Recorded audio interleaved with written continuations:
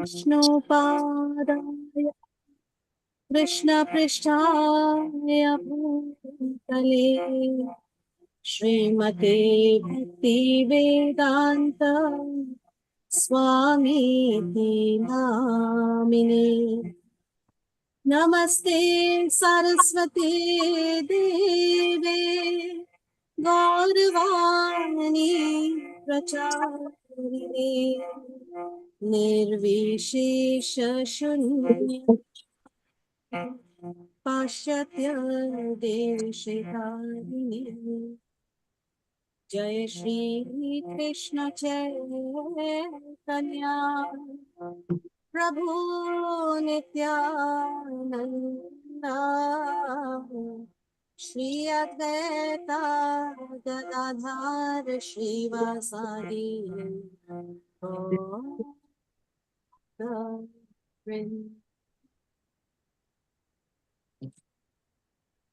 Hare Krishna Krishna Krishna No longer critical. American fighter jets today shot down about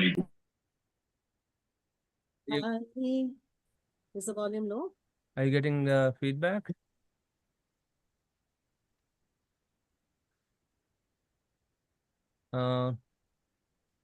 Somebody mentioned that you're getting a feedback. Hare Rama, Hare Rama, Rama Rama, Hare Hare.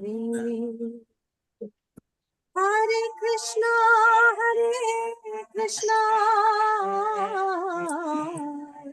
Krishna Krishna, Hare Hare, Hare Rama, Hare Rama,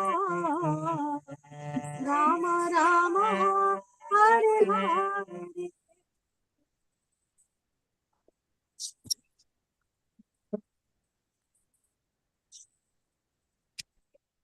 Krishna Krishna, Hare Hare, Hare Rama, Hare Rama, Rama Rama, Hare Hare. Hare Krishna, Krishna Krishna, Hare Hare. Hare Rama, Hare Rama, Rama Rama, Hare Hare. Hare Krishna, Krishna Krishna Krishna, Hare Hare. Hare Rama, Hare Rama, Rama Rama, Hare Hare. Hare Krishna, Hare Krishna, Krishna Krishna, Hare Hare, Hare Rama, Hare Rama, Rama Rama, Hare Hare.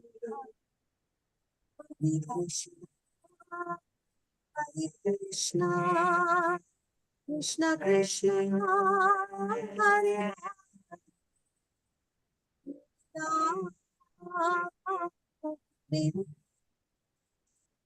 Rama, Rama Hare Hare.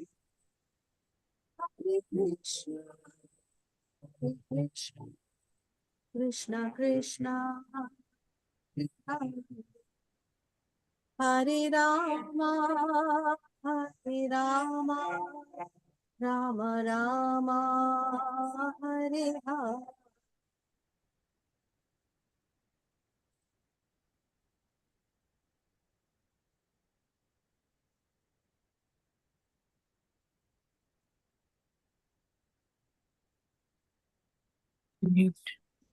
Thank you all for joining. This is just to start our journey on an auspicious note with this sacred mantra. So thank you. Thank you, Delia. So good to have you back. Oh, there is some feedback. on an auspicious note with Oh, what's the going on? sacred mantra. So, Just hold on 1 second. Delia, it's so good to have you back. Is it? Oh, you have to switch off this. Let's be back. Sorry, we were doing the YouTube live stream, so I think it was coming back, feeding into this. So sorry about that. So, like to welcome all of you. Thank you for joining the course. Just like to get a quick introduction, quick feel for your interest and background in the Bhagavad Gita, why you joined, and what's your motivation. Something very brief. Can you guys hear us? Okay. Yes, Mataji. Yes. Okay. So maybe if you can quickly just, go really, quickly through it. Your name, where you've joined from, and maybe in one line, one sentence, what is your inspiration or what is your intention for this? So we can quickly go around. And if you can kindly mute yourself, so that way we don't have any feedback. So, Hare Krishna, Prabhu and Mataji. I'm Radha Shakti Devidasi, and I live in Maryland and attend ISKCON in Potomac. And I'm a very senior person, very old in age, but young in Krishna consciousness.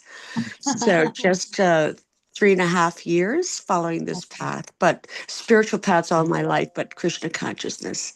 So I really want to get as much insight and learning as I can. And I'm grateful for this class. Thank you. thank you so much. We're so grateful for you to be here. Thank you.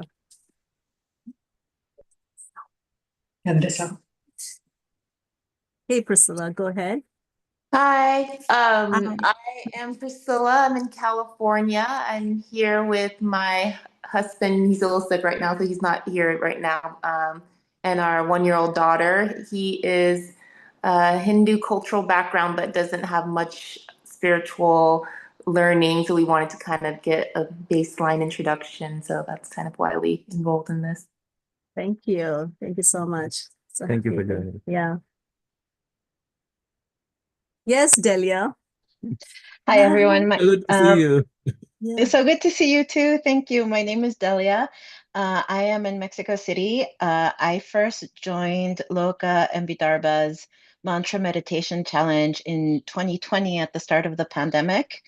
And I'm joining this course now because I'm a little bit out of touch with my devotional practices. And also, I think that the Bhagavad Gita is one of those books that every time you dive into it, you can get something new out of it. And I'm especially just happy to engage in community. Thank you so much, Delia. Happy to have you back. Yes, Angie, go ahead. Hi, yeah, my name's Angie. I'm from the US. I'm in Nebraska. And this was a bit of a surprise for me, a happy one for sure. And much like Delia said, I'm really excited to just be part of this type of community. And also, as the other person just said, kind of get an introduction to it and really just kind of experience it, let it wash over me. And what you were saying in the beginning about the divine masculine feminine balance is a real focus for me right now. So I just appreciate being welcomed. Thank you. Thank you, Thank Angie. you so much. Hi. Hey, Jai Shri Suman. Krishna. Yeah. Yes, you can Good to rejoin you during, I think, COVID time. Really had a great time, enjoyed the satsang, and so we would like to try do it again with you. Oh, that's wonderful. Where are you joining from? And we are joining from Ottawa, Canada. Okay, Oh, wonderful. okay. Ottawa, Great. Thank Canada. you. Yeah, I remember you from. Yeah, we really enjoyed it thoroughly. Thank you. Thank you so much. Hi, Hare Kushal. Krishna. Hare Hare Krishna. Krishna. I'm joining from Clarksburg, Maryland. So I used to keep on going to SCON DC, but last Friday I happened to join the Clarksburg that Gita class, and then somebody introduced me like there will be a new session starting from Sunday. So I thought of good opportunity to learn. So that's where I am. Wonderful. Thank you. Thank you for being here. So happy. Thank you. Good job. So, yeah, go ahead, Arunima. Hello. Hi, I'm Arunima. I'm joining from New York. And well, yeah, I'm a bit out of touch from my meditation practices and looking for general grounding and spiritual community and learning just at the moment. So, yeah, happy to be here. Looking Thank you. forward to it. Thank you. Thank you so much. Thank you. Yeah, I was Um, just thinking that in order to create a sense of community, if you guys are okay with it, could we maybe create a WhatsApp group or something where we could like share our thoughts or reflections or questions and start some kind of a communication. Whoever wants to participate, They can let us know. yeah, Yeah. you can let me know. So our introduction is, my name is Vidarbha, and we've been studying and practicing. We're still a student for the last 30 years now. And we just, this is something that wakes us up in the morning and keeps us going. And we're just really happy to share this journey with you. Yeah, this has been uh, a journey for us, and there's more to discover every day in this journey. And Bhagavad Gita is an endless ocean where you can uh, go deeper and deeper into ourselves and also the world, how we relate to the world, how we see the world around us, and at the same time contribute in a way that uplifts us and uplifts everybody around us. That's the core of Bhagavad Gita, is to how to act in this world, Hmm. how to live our life in a spiritual way. So maybe we can start, or Yeah. uh, is there anyone who would like to introduce themselves? Maybe a couple more. Yeah. Otherwise, we can get started. Yes. Hare Krishna, I'm Himanshu. Yes. I'm joining from Philadelphia. So yeah, the reason I'm joining this course is like I think like Bhagavad Gita is like a source of light in our lives, one that will guide us home, and the objective has always been to reach home. So I Thank hope we you. can all do that. Yeah. Thank you so much, Himanshu, for joining. He Yeah, also happens to be my brother. So thank you for being here. you. Hare Krishna, So, Lokha ji, Vidarbha ji. yes. This is Neeti from Maryland. Oh, I Niti. remember. Harsha? Niti Yes, Harsha? yes. Oh my Oh, God. Of course we remember you. It's been such a long while. So happy to have you guys Yes, back. It's we are all listening to you right now. Even my parents are here with us from India, and Vivan is a grown-up Oh, 15-year-old now. So oh he's my also God. sitting and wow. he's also attending this session. Yeah, he's 15. That means we've definitely turned older. So, We Do all send us have. a picture. yeah, we all have. Well, thank you. Yes, Thank you for being yes. here. Thank you very much for doing this. Thank Yeah. So without further ado, I think let's jump Yeah. into, because we have so much material to cover, and um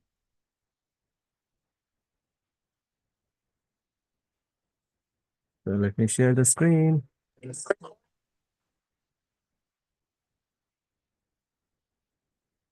so we're going to journey through the Gita, and this particular course, of course, is an overview. Yeah. So it's going to go on for 12 weeks. Go ahead. Yeah, it's you can slice and dice Bhagavad Gita in so many ways. You can go verse by verse. Um, but the approach that we are going to take, because we have only 12 weeks, we'll do a thematic study, touch on the main themes of the Bhagavad Gita, touch on the key verses so that you get introduced to how the Bhagavad Gita flows, show you a thread through Bhagavad Gita. So while, and then also learn how to apply it in our life. And if you are interested, maybe develop some kind of a spiritual practice, connecting with a spiritual community.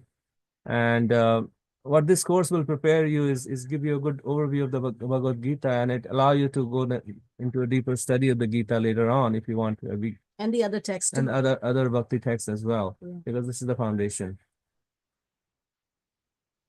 So what is the Bhagavad Gita? The name sounds very uh, exotic, but literally Bhagavad Gita is actually two words.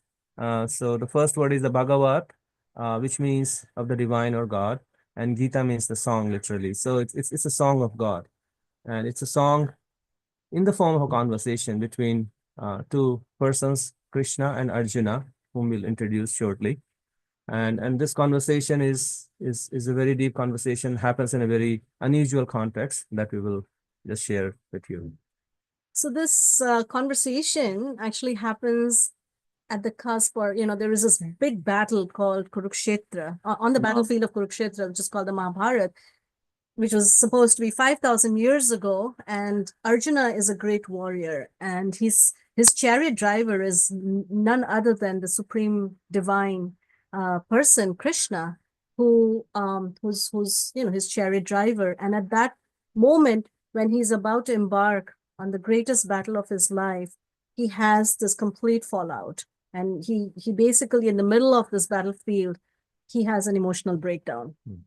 And so, just to give a little context, a lot of times, and I know this as a fact for myself too, that spiritual life, the way we understand spiritual life in the most general sense is it means to walk away from everything material.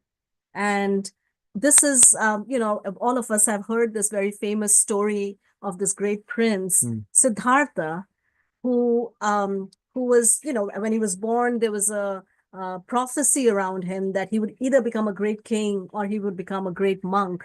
And the person who made the prophecy also said that if he encounters human suffering, then he would perhaps take the path of monkhood. So his father made all attempts to keep him enclosed in this palace, which was curated for him, where there was, good music, good food. He was married to one of the most beautiful princes of the time, and he stayed there.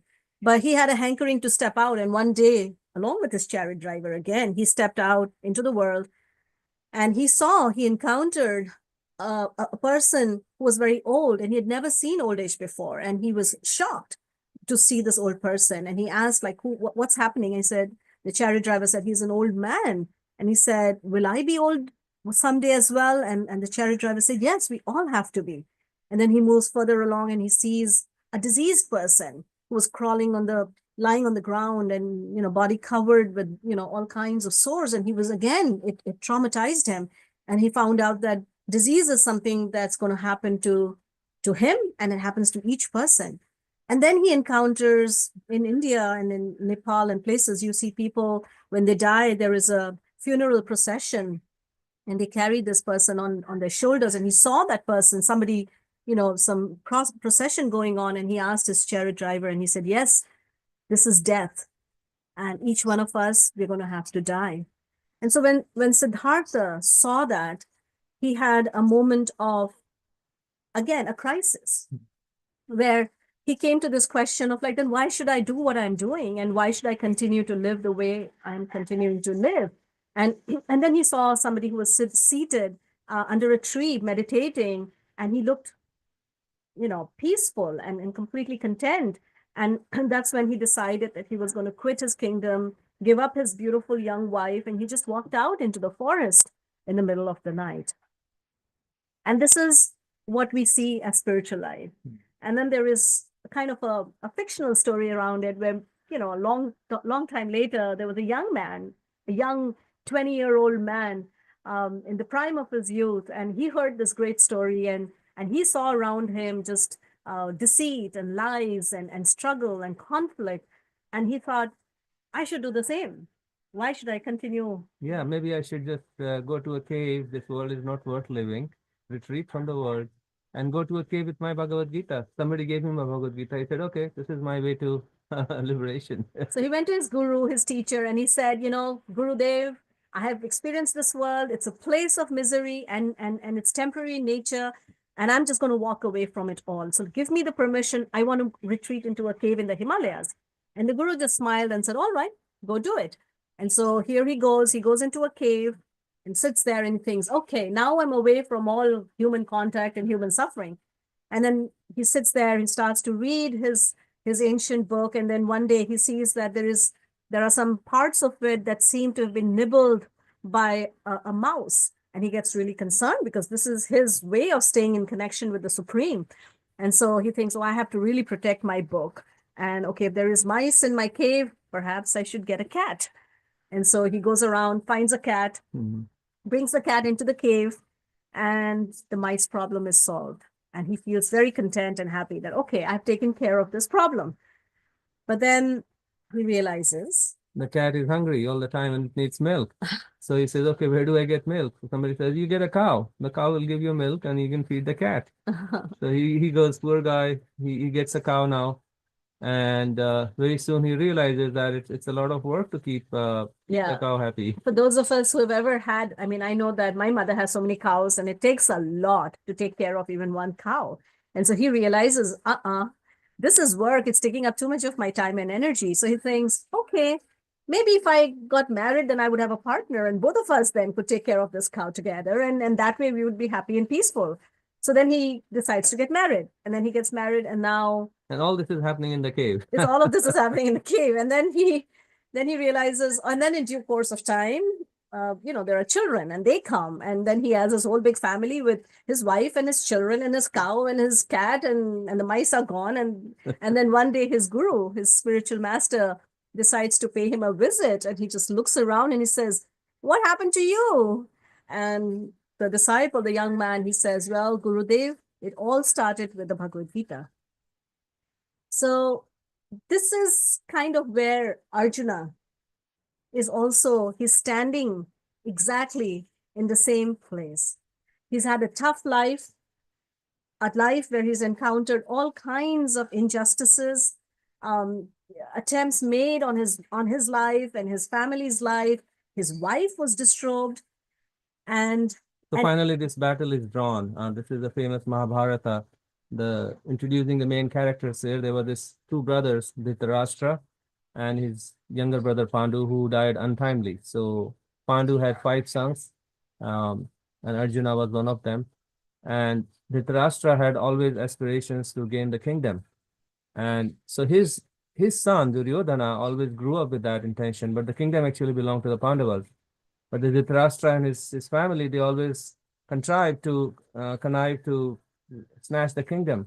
And then they created all kinds of atrocities against the Pandavas. So finally, after many, many years, the battle lines were drawn. And then there's this great battle that is just about to begin. Arjuna is the main protagonist. He's facing evil-minded Duryodhana along with his army on this great battle. And Krishna is the chariot driver of Arjuna.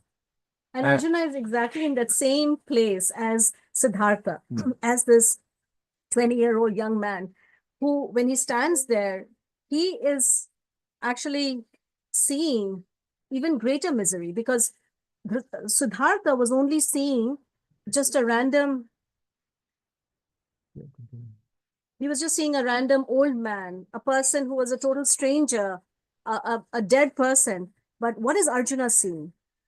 Arjuna seeing his own grandfather, a grandfather who was dearer to him than his very life, who raised him and protected him because Arjuna, he lost his father when he was very young. He sees his teacher, Drona, who gave him greater secrets of archery than he would even to his own son. So Arjuna was the dearest disciple of his teacher. So these are the people he's seeing across the lines.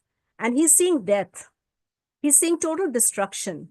He doesn't know at the end of this battle who's going to survive and who's going to be dead. And at that point, he stands there and the only solution that he thinks he has is again to walk away, just like so many people have done in the past. And so we'll look at this big question that Arjuna is asking, which is why?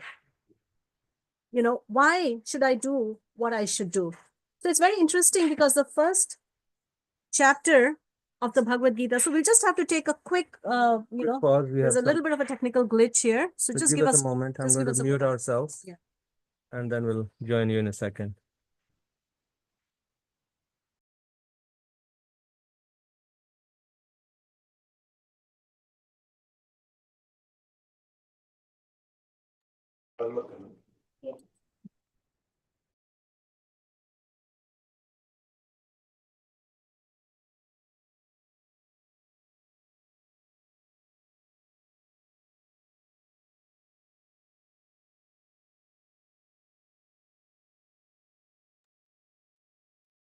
So Arjuna is standing exactly on the same in the same place, and he's going through this great existential crisis. Interestingly, the first chapter of the Bhagavad Gita is called the Yoga of Crisis. And today what we are going to do is we're going to look at the response, because the Bhagavad Gita is a response, and or rather teaches us how to respond to a crisis, so that the crisis actually, the word yoga literally means to connect, right? So how do we use a crisis to connect in the deepest possible manner? And in the first chapter, we see three people, three distinct personalities who are responding to crisis. They all have their own kind of a crisis and their own psychological trauma. And they're all, each one of them, they're choosing a distinct way of responding and the consequences from that particular response. So the three personalities that we would like to introduce to you, the first one is Dhritarashtra. So Dhritarashtra is the blind king with ambition to become a king he could never become. So he wants to make his son the king. And Dhritarashtra's crisis is a crisis of unfulfilled ambition and a crisis of victimhood. So throughout his life, Dhritarashtra felt like a victim of the circumstances. Just because he was born blind, he could not be made a king. And he wanted to basically take care of the problem by somehow or other acquiring the kingdom through his children, his sons. So that is the crisis of Dhritarashtra, a crisis of victimhood and a crisis of unfulfilled ambition. If you read the Mahabharata, one of the things that really stands out about Dhritarashtra's personality is this constant lamentation. Why me? Why did this have to happen to me? The injustice of destiny, of the supreme, for making him into a blind person. And from that place of victimhood, we see that the first verse of the Bhagavad Gita actually starts out actually with Dhritarashtra's words. And in those words, we get to see. Can you guys see the text? No, Or we is- still see the three persons in Gita. Okay, so let me stop share and share again. So this is how the Bhagavad Gita starts with a verse from the Dhritarashtra, which reveals his crisis. This verse actually is the first verse of Bhagavad Gita. It sets the intention and the mood of the Gita, but it also displays what Dhritarashtra is really thinking of. So this is how it goes. Dhritarashtra Uvacha, which means Dhritarashtra said, Dharma Kshetre, Kurukshetre, Samaveta Yuyutsava. So this is in Sanskrit. Mamaka Pandavaschaiva Kim Akurvata Sanjaya. Dhritarashtra said, O Sanjaya, Sanjaya was Dhritarashtra's chariot driver or a chauffeur. After my sons and the sons of Pandu assembled in the place of pilgrimage at Kurukshetra, which is the battlefield, desiring to fight, what did they do?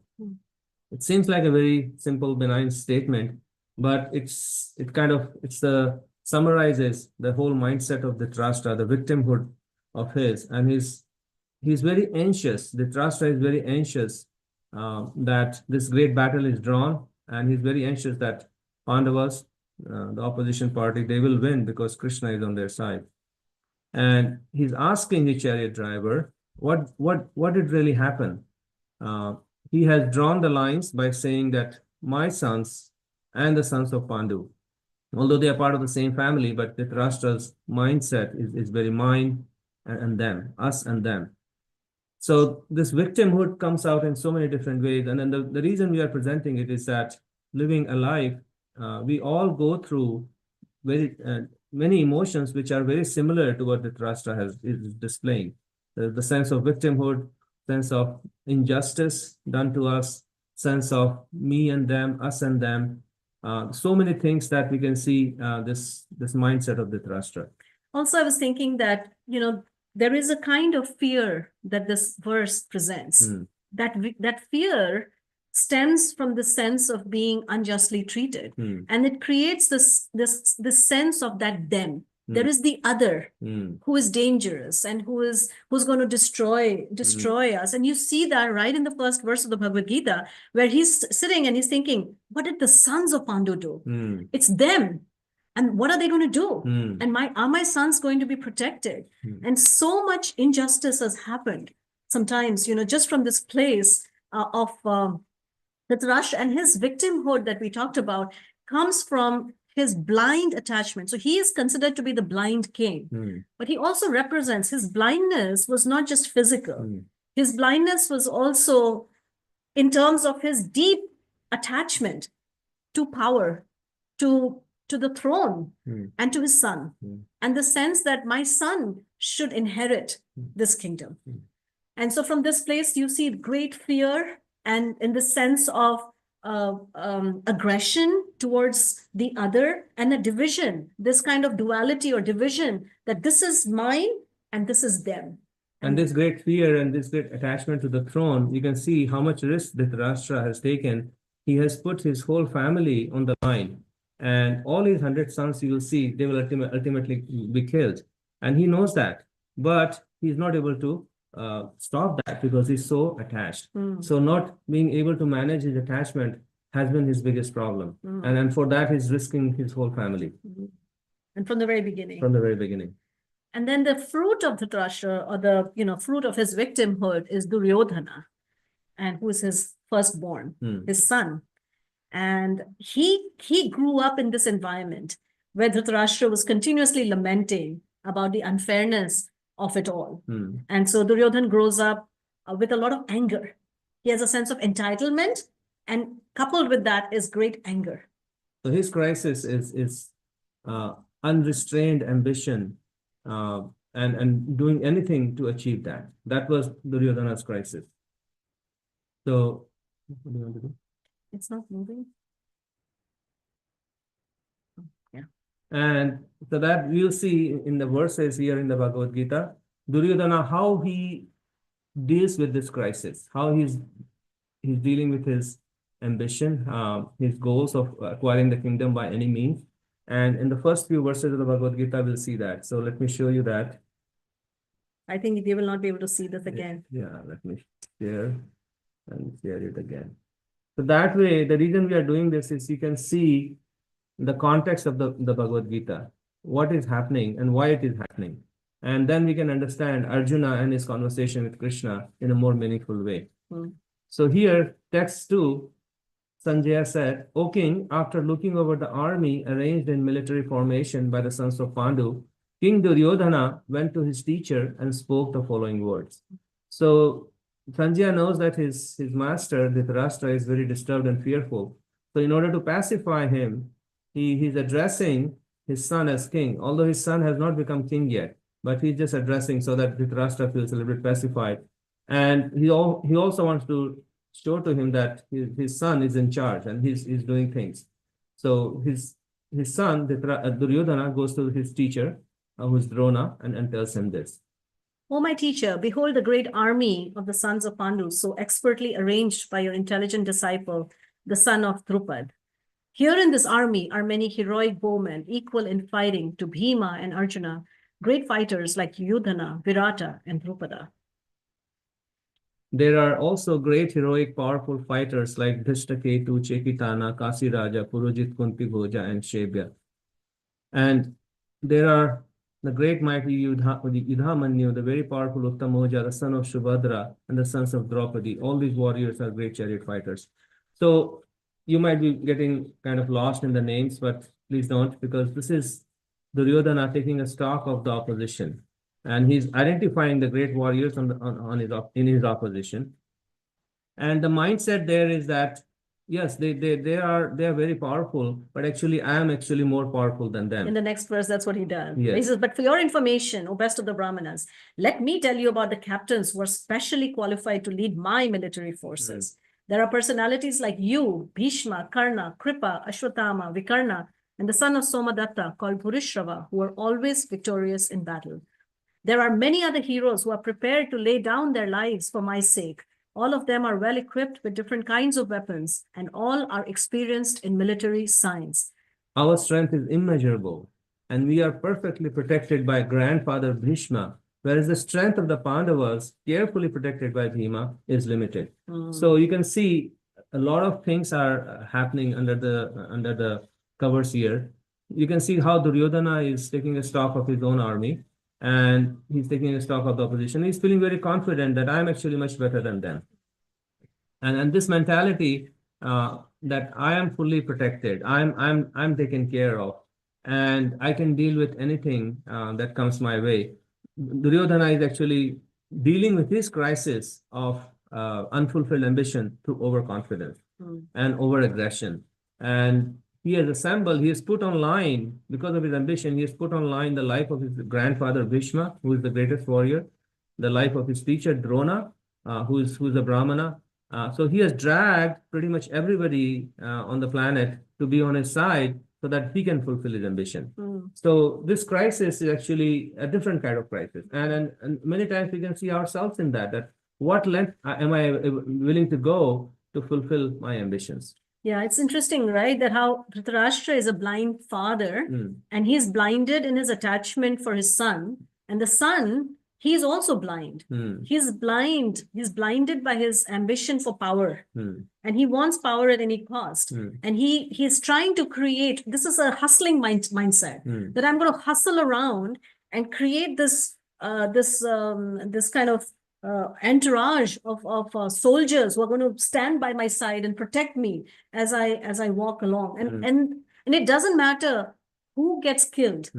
He is least bit concerned, like he says that who are willing to lay down their lives for my sake. So I can send you can go out into the world and fight for me and even lay down your life as long as my ambition is met. So it's a kind of aggressive, brutal ambition that doesn't care for anybody or anything. And you can see how Duryodhana is not really reflecting on what's going to happen. He's not concerned about the consequences. He's just concerned about what gains he will achieve. So you can see it's very narrow mentality, hustler mentality, not thinking about the consequences, just jumping into it. So, and then let's now see Arjuna's. And then the third person whose crisis we will see, and which basically leads to the birth of Bhagavad Gita, is Arjuna. And you'll be able to, after studying the mindset of Duryodhana and Dhritarashtra, you'll be able to appreciate the mindset of Arjuna, although he's also going into a crisis. But it's very different kind of crisis. So then here, basically the battle is now ready to start, and everybody makes the sound that, okay, now we're ready to start. After that, the conch shells, drums, bugles, trumpets, and horns were all suddenly sounded, and the combined sound was tumultuous. So then everybody is getting ready to fight now. Lord Krishna blew his conch shell called Panchajanya. Arjuna blew his Devadatta, and all the warriors, they have the conch shells which have a name. So they all sounded their conch shells. And then at that time, Arjuna, the son of Pandu, seated in the chariot, bearing the flag marked with Hanuman, took up his bow and prepared to shoot his arrows. O king, after looking at the sons of Dhritarashtra drawn in military array, Arjuna then spoke to Lord Krishna these words. So he's first, we won't get into each of the verses. So just to give you a little quick overview, Arjuna basically tells Krishna that please draw my chariot. I want to see what am I about, what am I going to embark upon. Before that, I want to see who's come to fight. So this is a very significant point, because Arjuna could have just jumped into, because everybody was ready, right? In a wrestling match, the referee has blown the whistle, and you're ready to go at each other. But at that time, Arjuna, instead of going at them, he takes a moment, and he says, actually, pause for a moment, Krishna, take my chariot in front of them. I want to see them. I want to see them who they are. So Krishna does that, and Krishna then takes, and this is what, we all within our heart, we have the super soul or the divine within our own heart. And in this case, what Krishna is doing is that he's placing Arjuna in front of his greatest attachments. So he took his chariot and said, okay, here, look at Bhishma, look at Drona. And he knows that those are Arjuna's weaknesses. So we may find that in our life too, that sometimes we are confronted with our deepest attachments. And there Arjuna sees everyone, his grandfather, his grandsons, his brothers, fathers-in-law. Because everybody on the other side is also his family. So when Arjuna sees, so sometimes we are confronted with a very, like on one side there is a mountain, on the other side there is a valley. This is Arjuna's situation. He's going to, after looking at everybody's faces, his deep attachments will start flashing through. He starts remembering how he spent time with them, and although they were so evil, but they were still my family. And this is where he will ask this question. This is the question. So this is Arjuna standing there on the battlefield, looking out and seeing all his family members. And then he asks this question, why? This is Arjuna's crisis. Why should I do this? What is the point of it? What good will come out of it? Even if I get everything, what will I be able to even enjoy this? What happiness can I get by killing everyone that is dear to me? So this is Sisyphus. Sisyphus is and Arjuna sees himself doing this. I'll fight hard, but then what? So let's see what Arjuna says. No, let's go on. Let it go. No, let's get to the next slide. You're not going to read the verses of Arjuna? We'll come back to it when we do those 5 reasons. I think we should do it now. Okay. Yeah. So just to get you an idea what Arjuna is thinking, what he's saying, because then we'll appreciate what his crisis is.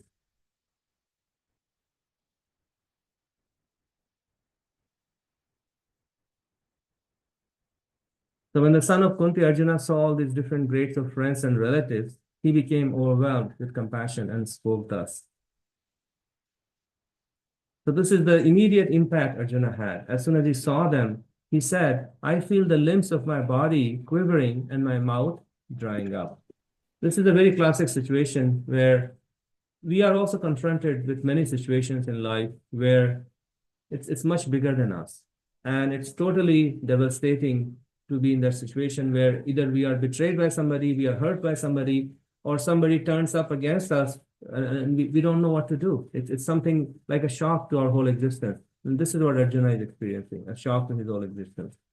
My whole body is trembling, my hair is standing on end, my bow Gandiva is slipping from my hand, and my skin is burning. I'm now unable to stand here any longer. I'm forgetting myself, and my mind is reeling. I see only causes of misfortune, O Krishna. So this is a classic situation, living life. We experience these emotions many times. We forget ourselves. Our mind starts reeling. We don't know which way, whether I should turn left or I should turn right. How should I deal with this situation? We should continue with the presentation. Okay. Yeah. So we see that Arjuna is going through this this crisis, and it's interesting that the first and this is, of course, this very famous verse, words by Henry David Thoreau, who says that most men lead lives of quiet desperation and go to their graves with a song still in them. So Arjuna's despair and Arjuna's total breakdown is actually interesting because the Sanskrit name for the first chapter is actually Vishada Yoga. Vishada means the Crisis. yoga of crisis, the yoga of lamentation, the yoga of despair. And most of the times we don't know what to do when we encounter the sense of futility or the sense of despair in our life. And this we can watch later. So Arjuna doesn't really know. And the core of his crisis is basically whether I should fight or not. These are my family members. I have attachment to them. Why should I fight? Even if I fight with them, what will I gain? Even if I win, how will I be happy? And what is the purpose of this whole fight? So Arjuna is actually, the crisis of Arjuna is actually a crisis of purpose and the crisis of meaning to life. And although his situation is very specific, we all go through these kind of situations. So why am I doing what am I doing? Or what will I gain out of it? And sometimes the situation is so severe that we get paralyzed. Arjuna is paralyzed. And then, so Viktor Frankl, and many of you might know about him, he was at the concentration camp, the Nazi concentration camp. And it was a very terrible situation for him. And one of the things he realized while he was there in that concentration camp is that the people who made it through were the people who somehow could find some level of purpose in the midst of that terrible suffering, a way to connect. And later when he came out, he actually wrote a book where he came up with this idea of logotherapy, which is therapy where he talks about that the pursuit of purpose is actually is a higher way for us to attain happiness than the direct pursuit of happiness. And so here he says that to be sure, man's search for meaning may arouse inner tension rather than inner equilibrium. However, precisely such tension is an indispensable prerequisite of mental health. There is nothing in the world, I venture to say, that would be so effectively help one to survive even the worst conditions as the knowledge that there is a meaning in one's life. There is much wisdom in the words of Nishchi. He who has a why to live for can bear almost anyhow. So this is Arjuna's tension. And Arjuna, he chooses a path. When he is confronted with this hard reality of life, when he's paralyzed, Arjuna's response is flight. Arjuna says, okay, this is too much for me. I'm going to run away from this battlefield. Go into the cave. And go into the cave and become a monk. This is what he exactly wants to do. And he tells Krishna that, why are you pushing me into this battle? This is not what I want to do. I want to just retreat. But then, after thinking like that, then Arjuna again goes back and forth and he becomes totally confused and he doesn't really know what to do. So Arjuna is actually in a very broken state. So again, this is his crisis. And then he ends that whole chapter by saying that Govinda, I shall not fight. I shall not fight. And the reasons he gives for that, can we get the reason? Yeah, Arjuna basically sees that the only loss is going to come for. Yeah. You want to go through the reasons? Yeah. Okay. Yeah. So let's just go through some of the reasonings Arjuna gives why he doesn't want to fight. It's kind of interesting, because we can relate to those reasons ourselves. We always come up with some set of reasons when we want to do something or don't want to do something. And this is precisely what Arjuna is showing us. So there are 5 reasons that Arjuna gives. We can, there are many verses. We don't have time to go through each of the verses, but in essence, we can divide Arjuna's arguments into 5 reasons. So one is he's very compassionate. He said that how can I kill so many people?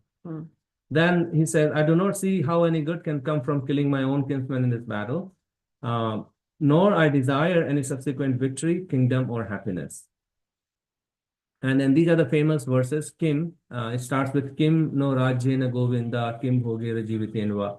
So Kim means why, or what good will come out of it. It says, of what avail to us our kingdom, happiness, or even life itself, and all those for whom we may desire them are now arrayed on the battlefield.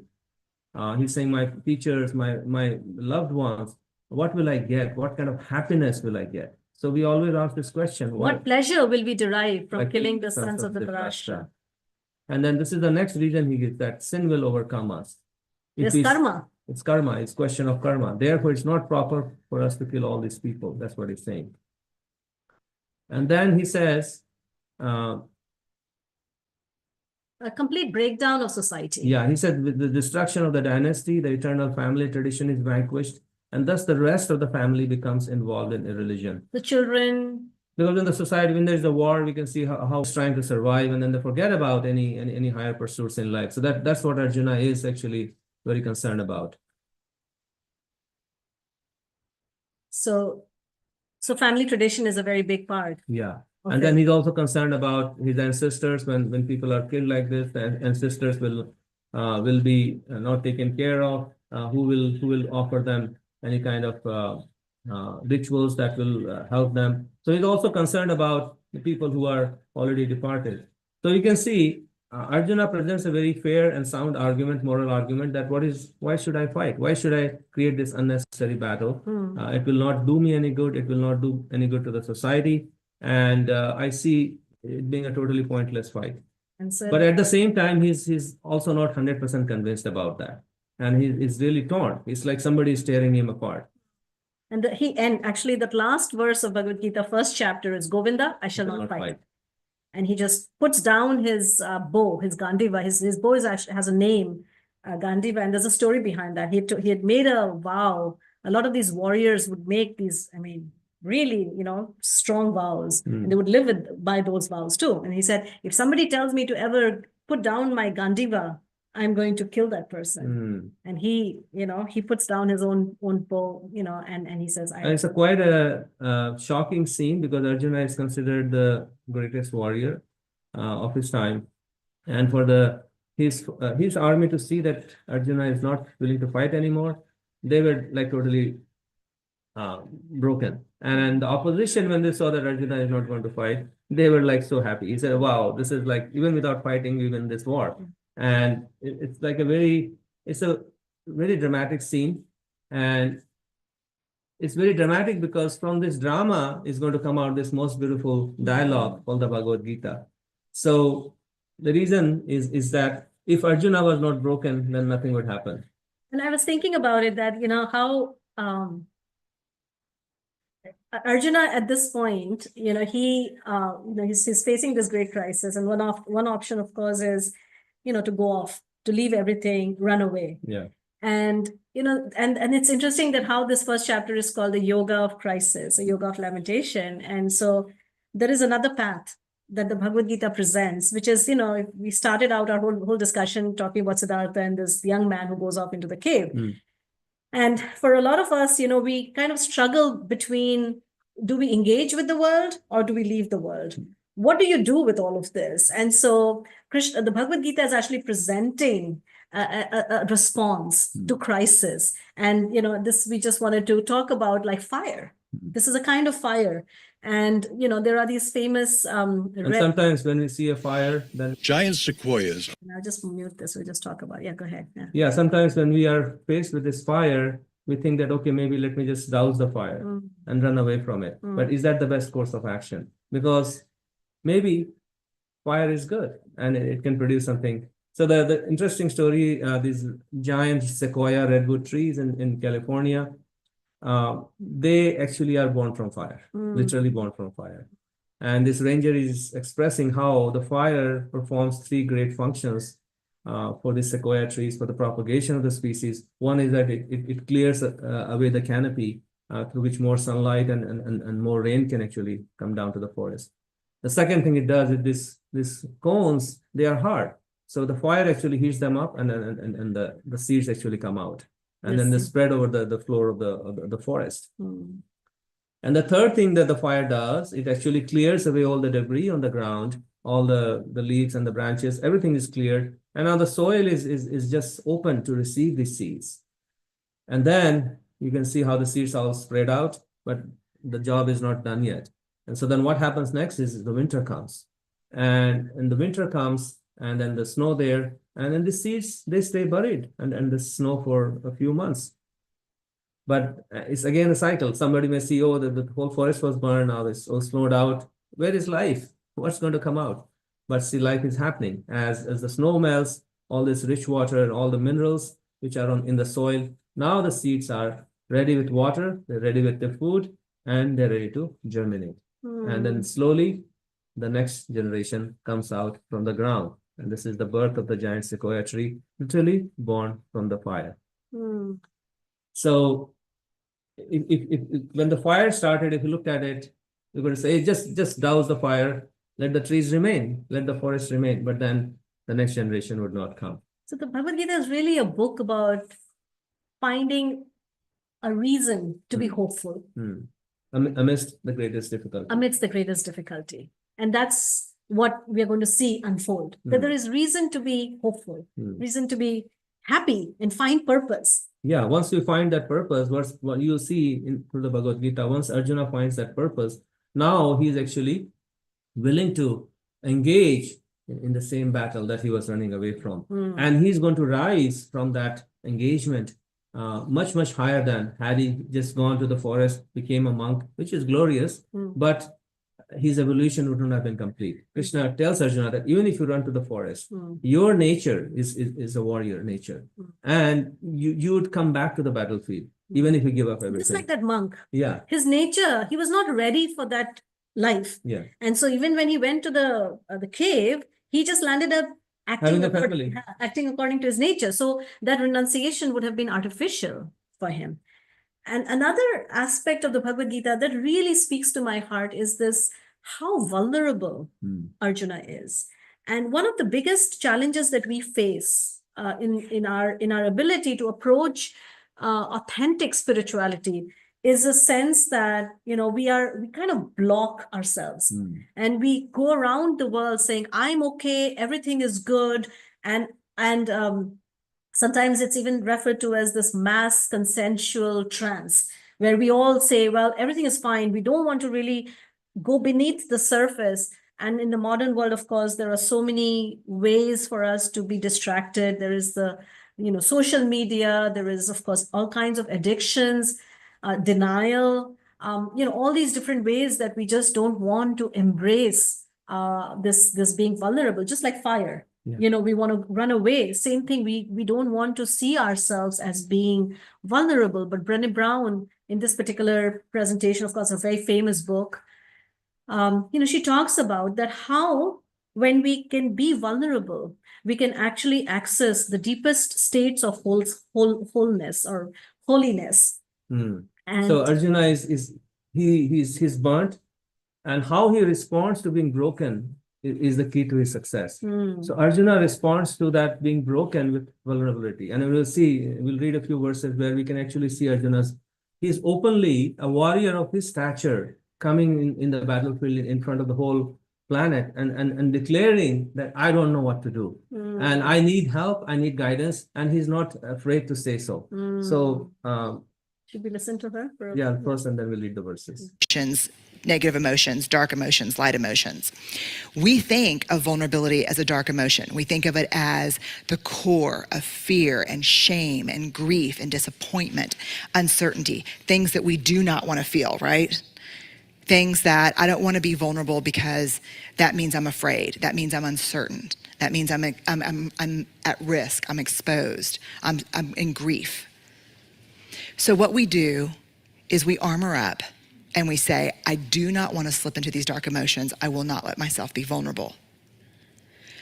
But here's what I learned from the research and certainly put into motion in my own life that was the most life-changing, is that vulnerability is the center of difficult emotion. But it's also the birthplace of every positive emotion that we need in our lives. Love, belonging, joy, empathy. How many of you would agree that we're in? Okay, so it goes on. It goes on. But the point is that, I think the reason why Arjuna is such a hero is not just because he can shoot 1,000 arrows. The reason why he's such a hero is because he can stand in the middle of this battlefield, surrounded by his enemies and his admirers, his huge fan following, like people considered him to be the greatest warrior. And he can stand there and declare that, I don't know, and I'm having a breakdown. I'm broken up and I don't know what to do and I need help. So this is the beginning of the second chapter. We'll see Arjuna. He has displayed his vulnerability by breaking down. It's like a breaking down in front of a million people watching you. It's like a universal breakdown. And so Krishna then tells him, Krishna is kind of strong on him. He says, this is a petty weakness of heart and you should deal with it in the right way. The Arjuna says, O killer of enemies, O killer of mother, how can I counteract with arrows and battle men like Bhishma and Drona who are worthy of my worship? It would be better for me to live in this world by begging than to live at the cost of the lives of these great souls. And so Arjuna and then he says, now, nor do we know which is better, conquering them or being conquered by them. If we kill the sons of Dhritarashtra, we should not care to live, yet they are now standing before us on the battlefield. So Arjuna is thoroughly confused. He doesn't really know what to do. And this text 7 on second chapter is actually the turning point of Bhagavad Gita. I'll recite that in Sanskrit so you get a feel for what it is. Because there's a lot of emotion here. Arjuna is now going to kind of seek guidance, crying out for help. He says, Karpanya dosho pahata svabhava prichhami tvam dharma sammudha cheta yashayashan nishitam bruhitan me shishyasteham sadimam tvam prapannam. Now I'm confused about my duty and have lost all composure because of miserly weakness. In this condition, I'm asking you to tell me for certain what is best for me. Now I'm your disciple and a soul surrendered unto you. Please instruct me. So this is Arjuna's response to this crisis. You can see Arjuna's crisis begins by facing his loved one, and he takes the next step by asking to go in front of take the chariot in front of the army. Then he inspects everybody. He takes the moment, he inspects everybody, but that has an impact on him. That impact is totally meltdown in front of everybody. But then he tries to come out of that meltdown by giving some reasons. So this is our risk. Many times we do the same. Okay, I should not do this because of this, and this, and this is I want. But that is not, we are addressing the problem at the surface. When we try to address a problem at the surface level, it's never taken care of, and it keeps hitting us back. And that's what happened to Arjuna. The problem is not solved. By him running away, it's not solved. He knows that within the core of his heart.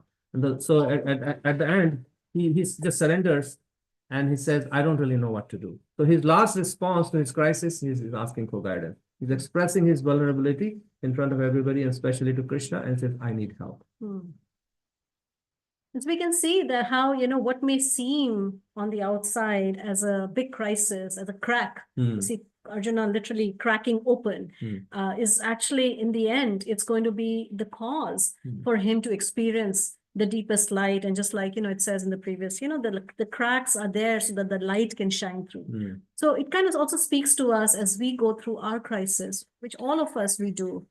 And how do we respond to that crisis? And we will each one of us will have a different crisis in life. Arjuna had a particular crisis. My crisis will be different. And how do I deal with this crisis? I guess Bhagavad Gita will help us to examine right from the moment we feel a crisis, how we deal with it. Yeah, because the first thing Arjuna does is he takes a pause. He allows that he experiences that feeling, the entire gamut of that feeling, like all the way from total denial. And then he goes through that whole trying to mentally find a solution, comes up with reasons, grapples with it, finally gives everything up and says, I'm not going to fight. Then again goes back to it, expresses his being vulnerable. And finally, he decides to seek guidance from someone who is capable of guiding him. So he puts his intelligence, he kind of reaches out, or rather asks for help from the Supreme Divine. And so his journey is like from broken to beautiful. You'll see the end of the Bhagavad Gita. This is very beautiful. I mean, it's just a little something to think about, that, the culture that we live in, we don't like things which are broken, and we are uncomfortable, especially this world of social media. Everybody is trying to present themselves as like picture perfect. Perfect life. I got the answers.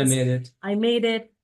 But, for us to come out and say, well, I am broken, or I don't really know whether I should turn right or I should turn left. Or to question the status quo. To question the status quo. And then, to allow that, and then to find a way to turn ourselves, to have a transformation, which means literally to turn over and find the beauty within us, which is waiting to be unveiled.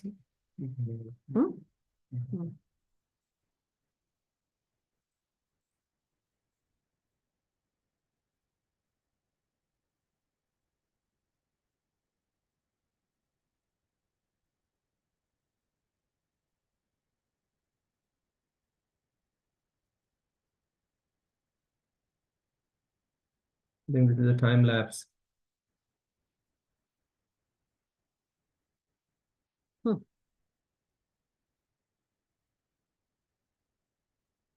magical. Huh. There's actually a little story about this, that, there was a young boy, who felt a lot of compassion, to see the struggle of the caterpillar turning into a butterfly, and wanted to help the butterfly break out sooner than he needed to not let him go through that struggle. And as a parent, I can definitely feel, attest to that sometimes you do want your loved ones to not struggle, like especially your children. You just want to like protect them, like let them not go through any burn. And so when he tried to help him, the butterfly actually, when he came out of the cocoon, his wings were not strong. He couldn't fly. He couldn't fly. So Krishna also acts in the same way with us. That sometimes, it may seem like love to just go and say, all right, but then we would just remain pygmies. We wouldn't grow. We wouldn't be able to soar. And that's I guess This is Shakespeare, Arjuna's crisis again, to be or not to be. That is the question, whether it's nobler in the mind to suffer the slings and arrows of outrageous fortune or to take arms against a sea of troubles and by opposing end them to die. Sleep. To sleep. Arjuna wants to do that.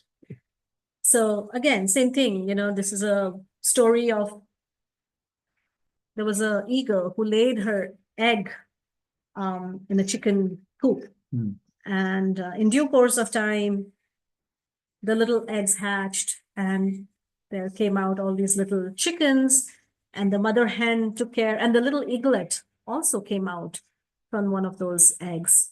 And the mother hen took care of all of them, and this little eaglet moved around with the chickens and learned how to nibble and peck at little grains that were fallen on the ground, and believed truly that he was also a chicken, just like the rest of them.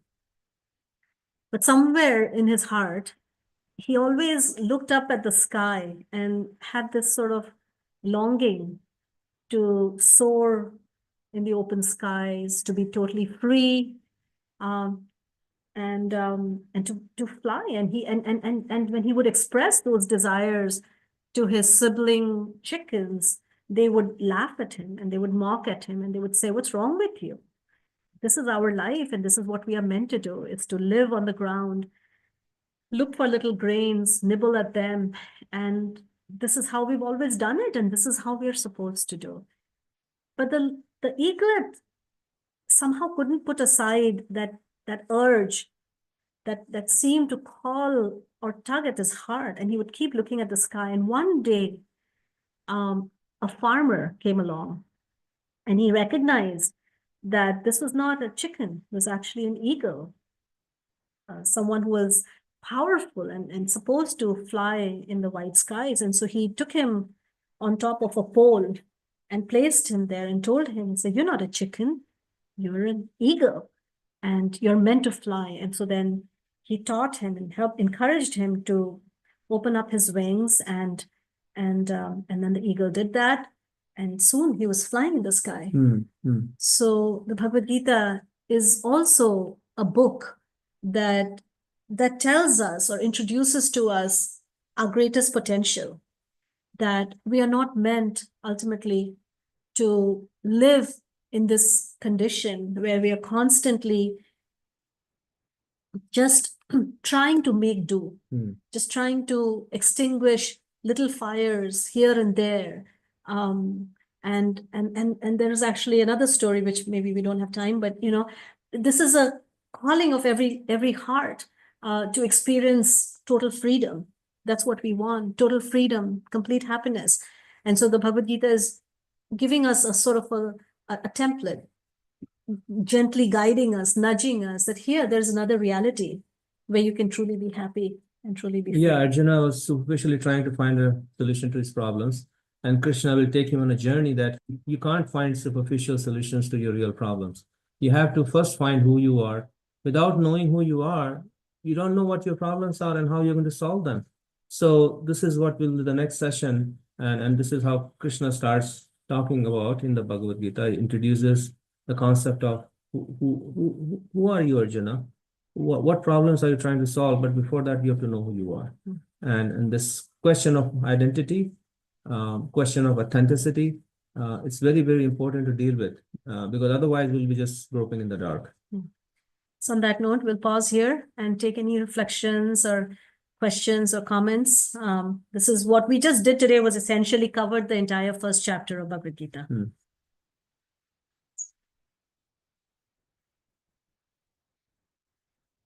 So reflection is anything that you heard in the course of this presentation that stood out for you, that touched you in any way, that you would like to carry back home with you. And so first we'll take reflections and then maybe we can take questions. Yeah. Yes, Delia, go ahead. Yes, I really love hearing that the Bhagavad Gita supports this idea that if we're in crisis, it doesn't necessarily mean that we've done something wrong. It's that we are meant to become teachable and open you know, and that can carry us forward, because I feel like a lot of times when we feel like our lives are falling apart or not going the way that we want to. I know for me, certainly, like I have a tendency to blame myself. Like, what did I do wrong? Where haven't I covered all my bases, etc. So the first impulse is to judge the fact of being in that circumstance in the first place. And I think Arjuna, I noticed that his response is the extremes here. Like on the one hand, he feels like he's taking on the responsibility of like everything, all of the consequences of this battle and society and what it's going to do. And I'm like, Arjuna, be humble. Like, this isn't all on you. You're giving yourself way too much importance in this. So he's like making himself more important than he is by trying to take all of this on. And then his response to that is, I'm withdrawing completely. I want nothing to do with it. I'm going to leave everyone to fend for themselves. And I can definitely relate to being between those Very extremes. beautiful. That's so true. Yeah, he's taking on so much on his shoulders, and you know, and then when it gets overwhelming, he's like, okay, I'm just going to walk away. Thank you. Yeah, and I really think that not just that it says that, you know, that it's not a problem if one is going through a crisis, but in some sense, I see that the Bhagavad Gita and the other Vedic texts, they seem to almost celebrate it. They call it a yoga, like, okay, hey, guess what? This is an opportunity, and let's take the best advantage of such an opportunity. In fact, I guess the whole purpose of Vedas is kind of to get us to a point where we can Yeah. investigate Yeah. into this. Thank you, Robin. Go ahead. My only contemplation about this was when everyone is assembled and they're at the precipice of this battle, he stops and pauses and takes a look around from both sides to assess the situation before just rushing in. And I think I was thinking about sort of like a wedding, you know, when you've invited everybody and they're in the chapel and now you're still maybe having doubts about whether you should marry this person. There's a lot of life-changing decisions we make, and sometimes we just kind of roll the dice and jump in. And this just gave me guidance that you can always pause. Like, you're never so far along in a situation that you can't pause and reassess. So that was hopeful to me. That's beautiful. That's beautiful, Robin. Thank you. Yeah. Yeah. And that pause, and later we will study about, there are three modes of nature. You know, one can act in passion, one can act in ignorance, or one can act in what's called satogun, or mode of goodness. That mode of goodness is that stillness, you know, that pause. You wait before you respond. It's a kind of, you know, we can either react or we can respond. Yeah. It gives you that, yeah, little gap. So thank you. Sierra, it's beautiful. Thank you. Thank you for sharing. Thank you. Hare Krishna. Hey, Radha, go ahead. I don't know how to raise my hand. I'm so sorry. I'm technologically in the last century. I was also thinking, following on the train of thought of the last Mataji, that when Arjuna stopped, it also put into his warriors this sense of, we can't go on. What is going to happen to us if our leader puts his bow down? And I was thinking in terms of life, sometimes when I feel compelled to go into areas that I know in my heart, maybe you're not right. Maybe, and I'm looking around at the reactions of people that I feel I need to please or do more for, and I'm really not capable of taking on their burdens on myself, but I feel myself doing it. And this was what I felt when Arjuna stopped like that, and the warriors just were filled with this. What do we do now if our greatest warrior is quitting on us or is laying his? And it really gave me a sense of being able to look at myself and that particular aspect of my nature, which is to always want to please somebody. That's beautiful. That's so true, right? That Arjuna is not just doing something just because so many people are depending on him, but he's showing courage. And I guess in some ways being vulnerable is actually a sign of courage, right? That you can, you can show up and say, well, this is, I can't take your word. I can't take it. And I'm willing to be seen the way, where I am at and who I am right now. So yeah, that's very nice. Thank you. Anybody else?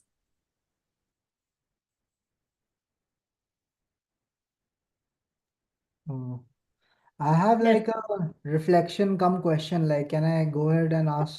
Yeah, go ahead. Yeah, sure. Like I was just wondering that like the process that we discovered today, right? Like I was just wondering if we can use it as a technique to increase emotional intelligence in life. So how I was thinking about this is that so at any moment if we feel like a certain sense of pain or like a cognitive dissonance, that can be like related to the crisis, and which is like the fire which we feel, which we feel. And then like the sort of template that the Bhagavad Gita introduces us is to be vulnerable in that situation, and then acts be access our like which allows us to access our deepest sense of holiness, and there's an information gain from there, right? That is what we are discussing, that is Yes. what allows us to like. So what my question is that from this state to the state of broken to beautiful, like how do we get the answer from like being more emotionally intelligent? Like what is that missing step? Beautiful. What a great Yeah. question. Thank you, Himanshu. Yeah, and that's what we'll discover in Bhagavad Gita. There's a lot of things to discover about ourselves to become intelligent, emotionally intelligent, and also evolve so that we are not just emotionally intelligent, but we are spiritually intelligent. Because that is to find the source of ourselves, and then the answers will come. When we are actually in that state, when we don't have the covers, then the light will that's the message of Bhagavad Gita, that it's a cooperative effort between us and the divine, where answers will come to us. Just we have to shed the covers. And also the process of going from broken to beautiful, what I see is that it's an ongoing process because we are unlimitedly beautiful in one sense, right? Like our beauty keeps uncovering or unraveling. And so, the Bhagavad Gita sort of gives us a sort of a template, and we go through some crisis, and then we, dig deeper, and we uncover a part of our consciousness, and then we find some resolution only to encounter another layer, right? So it's an ongoing journey, and but it's a beautiful journey. And I think the first elements of that journey starts with acknowledging the pain, experiencing it, not denying it, and then being vulnerable. And in this case, like really, Arjuna has to now grow his consciousness. He doesn't have a choice. Either he can run away, or he just has to go through the transformation. Yeah. And he's the way, and then we'll talk more about this. How do you actually go through that transformation? But the hint is there that he approaches supreme intelligence. Yeah, I was expecting it along those lines as well, but I'm not sure right now how we can do that actually, like how we can approach. Yeah. And as someone who's been trying to walk on this path, I can tell you that much as we would like a formula, but it's not like, okay, I'm just going to put these numbers in this formula and then, hey, I got my answer. Sometimes It's going to be different for each one of us. And while we are trying to find the answers, we probably will be even more broken. Right? It's not that, okay, I have reached the bottom of my brokenness and then now I get all the answers. No, we don't know. It's an ongoing journey. It's a kind of a dialogue. Yeah. See, here is the thing, that the Bhagavad Gita is a dialogue between Krishna and Arjuna. So, and in that dialogue, he finds a resolution to his crisis. So in the same way, when we dialogue with the Supreme, and we allow for those pauses, and we also allow for those silences, which is not easy, but we allow for those periods of silence where we're just standing, waiting for that response. And so that's a journey that we take, but we take that journey not hopefully in doubt and in fear, but we take that journey from a place of gratitude and trust. And that way we experience, deeper levels of satisfaction and deeper levels of protection. Yeah. Thank you. Yeah, thank you. Thank you. Thank you. Thank you. I hope Delhi. forward for the light to shine through the cracks. Yes, Yeah. thank you. Anybody else has any other comments? Delia, love your comment. Love that reflection about how letting the butterfly out of its cocoon early doesn't actually help. We do our part, but the overall timing of resolution isn't always within our control. That is actually, I feel that this is one of the most difficult things for any spiritual practitioner is the timing. We live in a world of ChatGPT and Yes, Google, where I can go on Google and type a question, get my answers right away. But when we're dealing with transcendental knowledge, sometimes it's a journey. Even in these next 12 weeks, you will have probably a lot of your questions will be answered at an intellectual level. But to actually experience those answers, it takes patience. It takes waiting. If you want real answers, then it takes time. But we still have to engage in that dialogue. We have to keep that dialogue open and keep that dialogue going. And then over a period of time, then little things start to trickle in. And sometimes we'll get an answer, we think we got it, but no, maybe that's not the right answer. And later on, we'll find another answer, and maybe that's not the right answer. And maybe down the line, we'll find an answer that was not very like comforting in the beginning, but that's the real answer that we are actually looking So for. it's an engagement. Yeah, it's an engagement. But you'll stay wholesome, you'll stay holy and wholesome through the process. Because the dialogue itself is the evolution. May I Angie, make? do you- Oh, Yeah, go excuse- ahead. Yes, go ahead. As you were talking, I was thinking very much about the Japanese art form, Yeah. where broken pottery is put back together, glued back together, and the cracks are still evident that it was glued, but it is stronger and more beautiful for what it's gone through, and it's really considered an amazing piece of art. Beautiful. So- Yeah, love that. Thank you so much for sharing that. I love that. Yes, how do you say your name, Manyan? It's Manuan. I can't see the hand raise thing here, so I'm glad you can see me. That's okay. That's okay. I saw you. Yeah. Yeah, so I was here, I believe it was last year or the year before. I'm probably thinking maybe it was the year before I came to this program. And I got a lot out of it. I don't remember the details of the story. I just joined realizing that you guys started a couple of hours ago. But I'm glad I'm here as opposed to missing the whole thing. But this is the Q&A section of it. So Yeah. something that I know I'm going through is, as someone who no longer goes to church and I'm no longer a religious person and very spiritual, there's not a lot of opportunities to come into these type of forums and have these type of conversations that are that lead with spiritual awareness. And I think like the protagonist in the story, I'm in the point in my saga where I've evolved to where I'm now surrounded by people who are extremely low vibrational and are extremely unaware.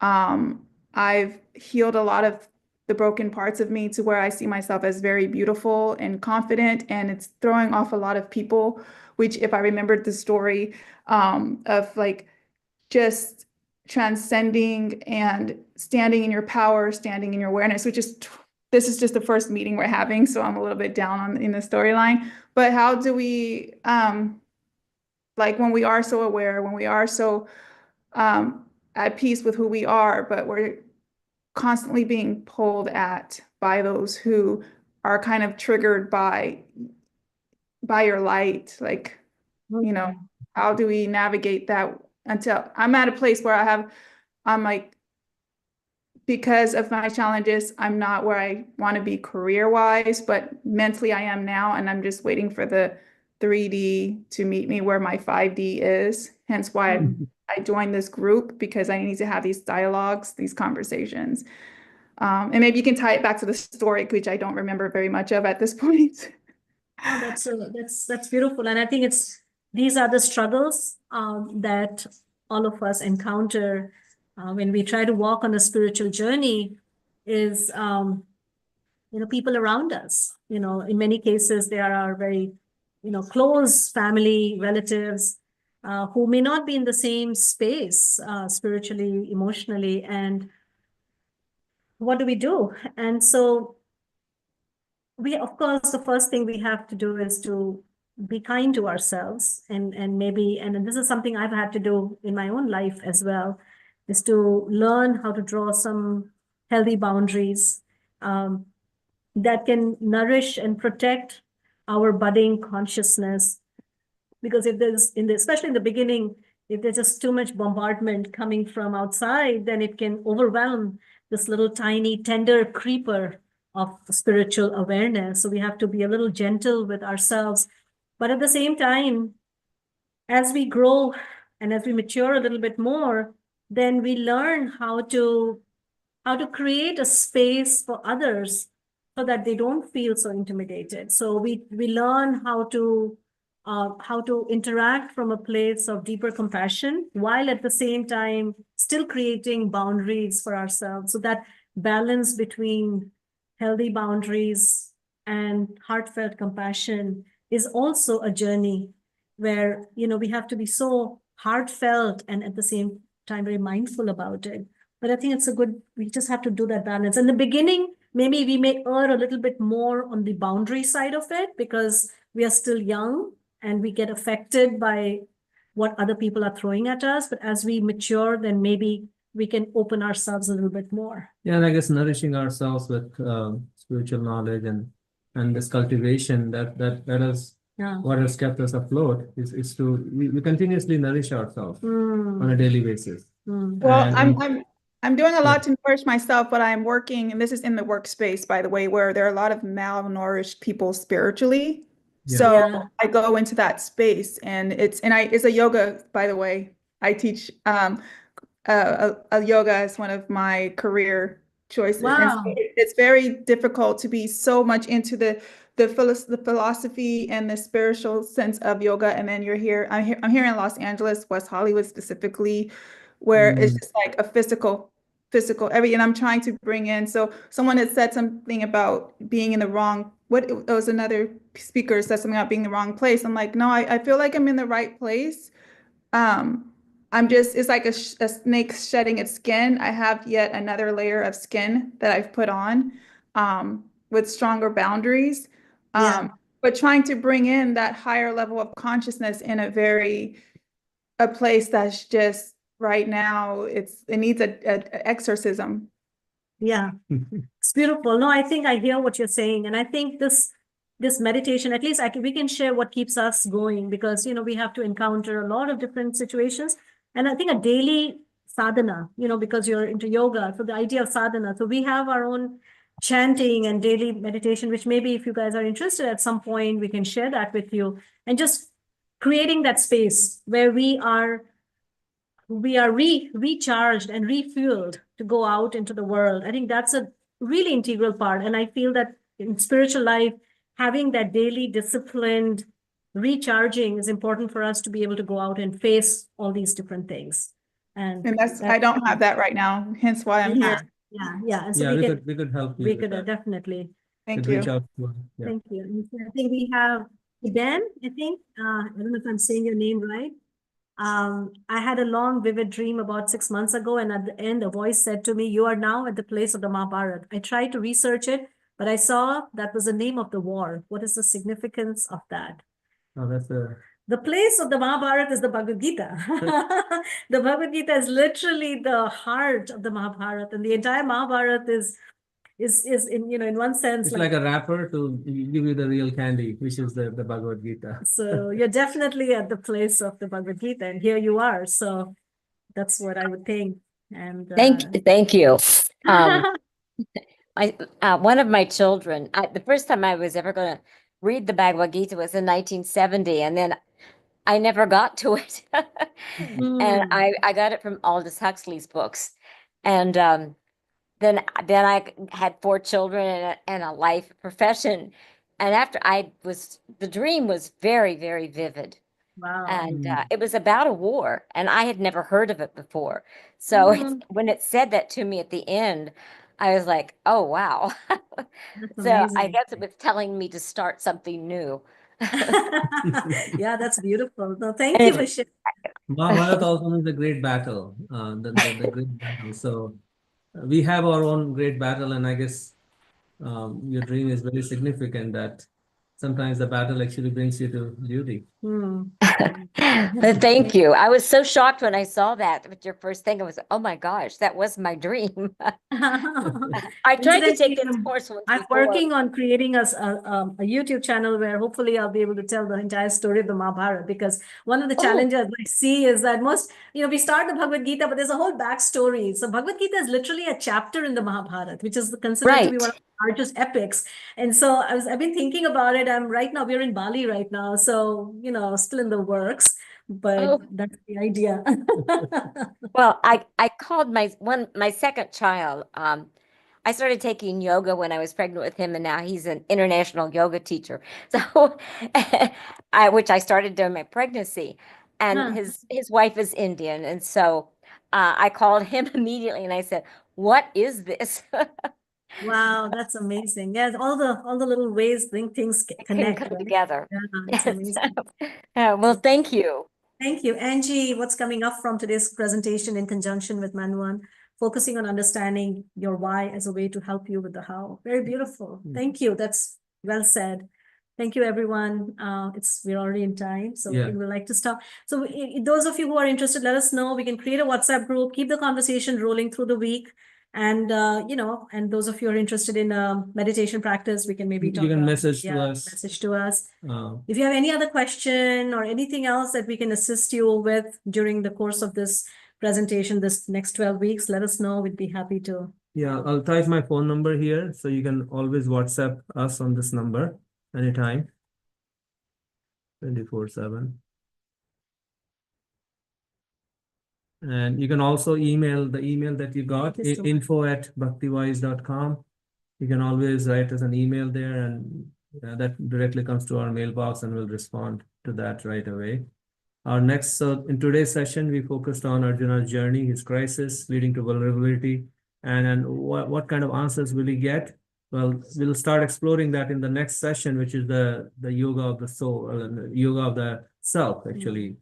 Discovering Krishna will help. Krishna starts speaking the Bhagavad Gita in the second chapter, and he revealed to Arjuna, the first thing is the ABC. Before we can do calculus, we have to do algebra, and we have to do our basic math, addition and subtraction. So Krishna starts telling Arjuna about the science of the self, which we'll discover in the second session. So that's coming up next Sunday. Okay. I'll see you. See you. soon. Thank you so much. Thank you. Thank you, everyone. Thank you, Delhi. Thank you, Sierra. Thank you. Bye. Hare Krishna. Thank you Hare very Krishna. much. Hare Hare Krishna. Krishna. Thank you. Hare Krishna. Thank you. you.